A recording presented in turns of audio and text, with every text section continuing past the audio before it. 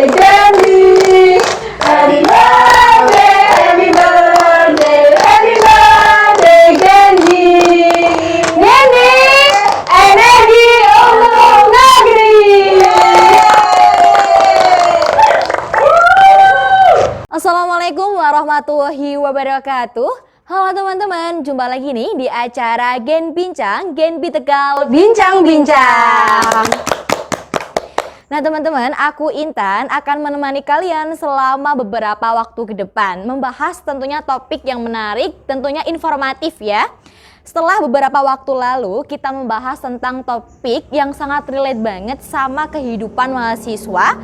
Kali ini aku juga akan membahas topik yang gak kalah pentingnya nih, yaitu tentang sejarah awal berdirinya Genbi sebagai bentuk memeriahkan ulang tahun Genbi yang keberapa nih Kak? Yang ke-11 tahun. Alhamdulillah, luar biasa. Nah kali ini aku ditemanin oleh narasumber kita yang cantik, yaitu ada Kak Ros. Halo Kak Ros. Halo Intan. Gimana nih Kak Ros kabarnya? Alhamdulillah baik, sehat. Gimana Intan kabarnya? Alhamdulillah baik dan sehat juga Ya, Kak. alhamdulillah. Kesibukannya apa Kak nih?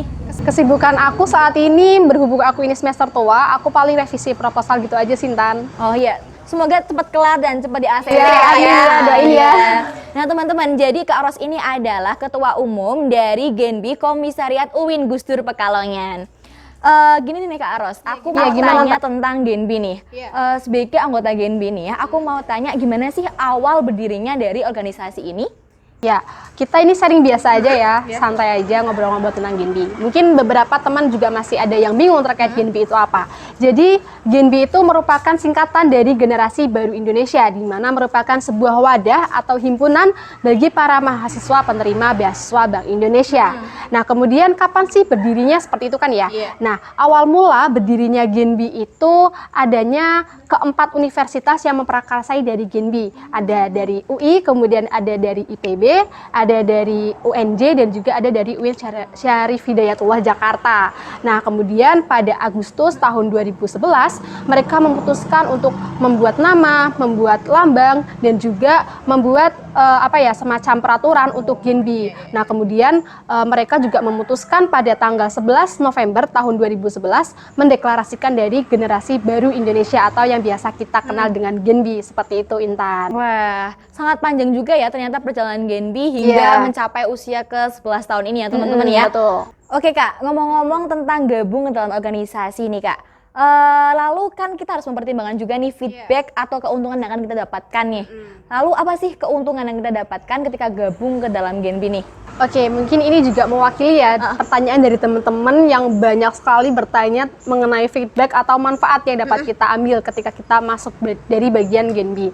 Nah, sebenarnya banyak sekali nih manfaat yang dapat kita peroleh. Selain kita mendapatkan uang saku dari beasiswa tersebut, kita juga mendapatkan relasi maupun pengalaman. Nah, berbicara mengenai relasi ataupun pengalaman, tentunya kan kita banyak ya kegiatan. Contohnya aja ada LC nasional. Nah, di situ kan banyak sekali nih univ-univ, Genbiers dari seluruh nasional yang bisa mengikuti dari LC nasional tersebut. Nah, di situ kita bisa menjalin relasi. Kemudian terkait pengalaman, kita juga bisa berkolaborasi mengenai kegiatan-kegiatan bersama komunitas yang ada di Pekalongan maupun juga komunitas yang ada di luar Pekalongan. Nah, kemudian kita juga bisa nih mengembangkan skill maupun kemampuan yang dapat kita miliki. Contohnya saja mungkin beberapa teman-teman Genbiers di sana ada yang memiliki bakat editing maupun ada juga yang bisa public speaking seperti itu. Nah, di Genbi ini kan juga banyak kegiatan yang bisa mengasah dari skill atau kemampuan dari para Genbiers seperti itu Intan. Nah, jadi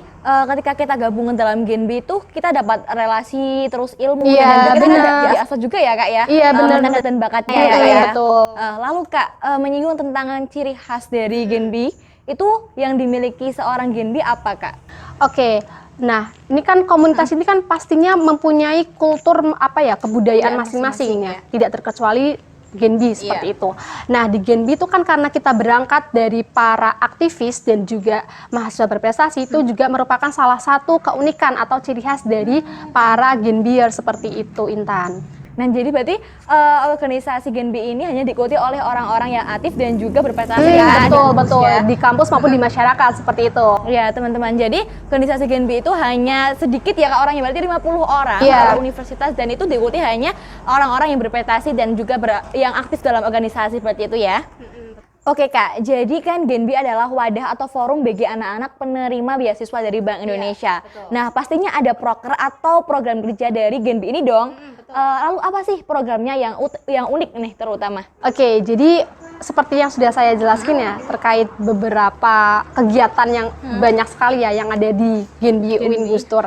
Nah, jadi ada 3 program unggulan dari Genbi Tegal Komisariat UIN Gusdur nih. Yang pertama ada Bina Desa. Jadi Bina Desa itu kita melakukan kegiatan yang kita itu membina desa di sekitar Kabupaten Pekalongan seperti itu. Nah, kemudian kita juga ada kegiatan podcast ini seperti yang kita sharing-sharing obrol bersama seperti itu. Nah, kemudian kita juga ada LC nanti insya Allah yang akan dilaksanakan akhir tahun. Nah, itu kan menjadi salah satu program kerja yang unik juga kan ya, Tan ya. Wah, jadi banyak banget ya Kak ya. Dari tadi mungkin di podcast, terus ada Ganda Desa juga, terus ada LC Nasional juga ya Kak. Lalu nih Kak Rosita kan udah bergabung di Genbi selama 2 tahun nih Kak ya. Lalu ada nggak sih pengalaman atau kesan-pesan nih yang paling berkesan selama berada di Genbi? Oke, jadi berbicara mengenai suka duka dan juga tantangan seperti itu ya, itu banyak sekali sih. Terutama saya kan ini ya, termasuknya Genbi masa pandemi seperti itu ya. Jadi ya meskipun pandemi, tapi kita gimana caranya membuat kegiatan itu meskipun online, tapi harus tetap berkualitas dan juga menarik. Nah, mungkin itu menjadi salah satu suka dan duka itu ya, complicated seperti itu. Nah, kemudian terkait dengan tantangannya ya karena kita seorang akademisi, seorang mahasiswa, jadi kita bagaimana cara kita mengolah waktu aja Sintan, yaitu balik lagi ke manajemen waktu kita sebagai seorang mahasiswa dan juga seorang Genbier seperti itu. Oke, berarti harus pinter-pinter manage waktu ya Kak, betul. sebagai aktivis dan juga akademisi ya Kak, seperti itu. Betul. Lalu nih Kak, kan ada kegiatan atau proker-proker yang dijalani Kakak selama berada di Genbi. Lalu program kegiatan apa nih yang paling berkesan bagi Kak Ros? Program kerja yang paling berkesan, jadi ya banyak juga ya. Beberapa yang sudah saya ikuti pada melihat dari proker tahun lalu itu ada LC Nasional ya, meskipun itu tadi dilaksanakan secara online, akan tetapi alhamdulillah masih bisa dilaksanakan selama kurang lebih 2-3 hari itu melalui Zoom meeting seperti itu. Oh iya, karena masih pandemi ya Kak, jadi masih meeting ya, masih Zoom meeting, jadi masih virtual seperti itu ya. Oke Kak Ros, aku mau tanya lagi nih sama Kakak. Kakak kan sekarang ini menjabat sebagai Ketua Umum dari Genbi Komisariat UIN Gusdur Pekalongan Kak. Lalu ada nggak sih target yang ingin dicapai di Genbi tahun ini? Oke, ini ngomongin tentang target karena berhubung kita Genbinya itu periodenya masih alih fungsi ya, alih dari pandemi ke normal seperti itu ya. Targetnya ya memaksimalkan kegiatan kita agar bisa lebih bermanfaat untuk masyarakat maupun mahasiswa seperti itu, Tan. Wah iya, betul banget kan. Kita kan lagi masa peralihan nih dari virtual mungkin ya tadinya, sekarang kita lagi kembali normal seperti semula. Oke Kak, ini kan Genbi menginjak umur yang ke-11 tahun. Ada nggak sih kegiatan yang digunakan untuk merayakan Genbi, ulang tahun Genbi tahun ini Kak? Oh apa iya, kira-kira? jadi ini kan kita spesial hari ulang tahun yang ke-11 ya. Jadi ini kita ada buat semacam rangkaian kegiatan untuk memeriahkan ulang tahun kita. Nih yang pertama ada kegiatan Benah Deso. Nah, kegiatan Benah Deso ini nantinya akan diselenggarakan pada rangkaian kegiatan tersebut, di mana nanti kita akan bersih-bersih halaman desa di sini. Kemudian ada juga kegiatan pelatihan souvenir ya gitu. Nah, terus juga ada kegiatan banyak nih, salah satunya kan rangkaian kolaborasi dari beberapa divisi seperti itu. Wah ya, sangat menarik banget ya tentunya ya. Dimulai dari Benah Desa, terus ada pelatihan-pelatihan, dan tentunya itu menambah skill dan juga minat bakat kita ya teman-teman ya. Oke Kak Ros, yang terakhir nih, apa sih harapan Kakak sebagai ketua sekaligus anggota nih dari Genbi Komisariat UIN Pekalongan? Oke, melalui kegiatan ini ya, Genbi memperingati 11 tahun, harapan aku mewakili teman-teman, semoga bisa lebih aktif teman-teman pada setiap kegiatan Genbi, kemudian bisa lebih solid dan juga lebih kreatif, dan juga setiap kegiatan itu kita bisa lebih berdampak dan juga bermanfaat bagi mahasiswa dan juga masyarakat. Nah, itu teman-teman diingat ya, pesan tadi dari Kak Aros, harus lebih aktif, harus lebih solid dan juga harus berdampak pada mahasiswa maupun masyarakat seperti itu ya.